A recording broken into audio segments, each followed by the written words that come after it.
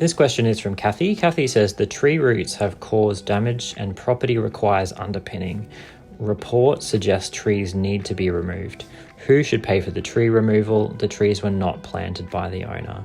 So interesting question, and happens quite a lot. Often tree roots, trees seem like a great idea next to the property when the tree is young and small, and then as it gets bigger, the roots can cause damage. So the rules around the removal of the tree, it does not matter who planted the tree, it matters where the tree is. So the tree will either be on somebody's lot or on the common property. So trees that are on the common property area of the body corporate are the body corporate's responsibility to maintain.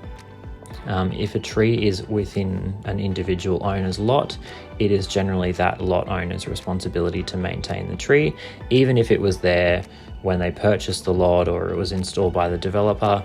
The lot owner inherits the maintenance responsibility for all elements of their own lot that they purchase. So no different to if their dishwasher, leaks or something happens inside the lot.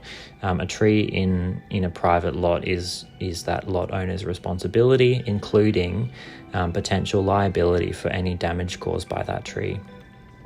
If the tree is in a lot or in an exclusive use area and it is the lot owner's responsibility to maintain that tree, there may still need to be an approval sought from the body corporate to cut the tree down. So generally owners can trim trees which are within their lot or within their exclusive use area.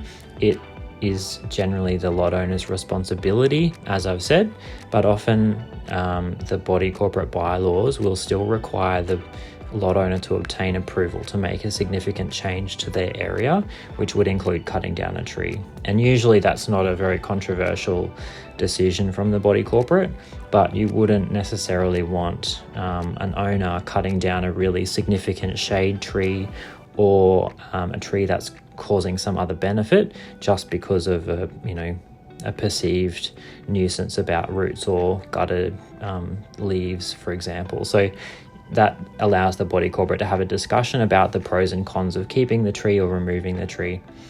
And secondly to that answer, often large trees are subject to orders by the local council that they need to be maintained on the property. So if you think about the advantages to developers, they often prefer to cut all the trees down, develop the block, and then plant new landscaping when they're finished because it's much easier than to work around existing trees.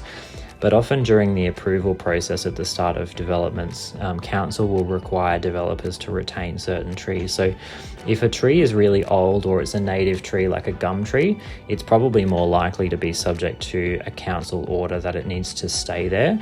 If that's the case, and the tree needs to be removed because it's in poor health or is causing issues, then the responsible tree keeper would need to go also to the local council authority. And last thought is the trees, even if they're not subject to an order from the council, often they are part of the building's development application. So a building can't remove all of its landscaping or even some of its landscaping without approval. And that'll depend again on the age of the complex, the type of tree. If there's a way to resolve the root issue without removing a tree, that's often preferable. But if there is a need to remove the tree, if it's been recommended by an engineer, for example, then I would definitely be having that discussion with your body corporate committee so that it's not a surprise for them to come out and see the tree gone.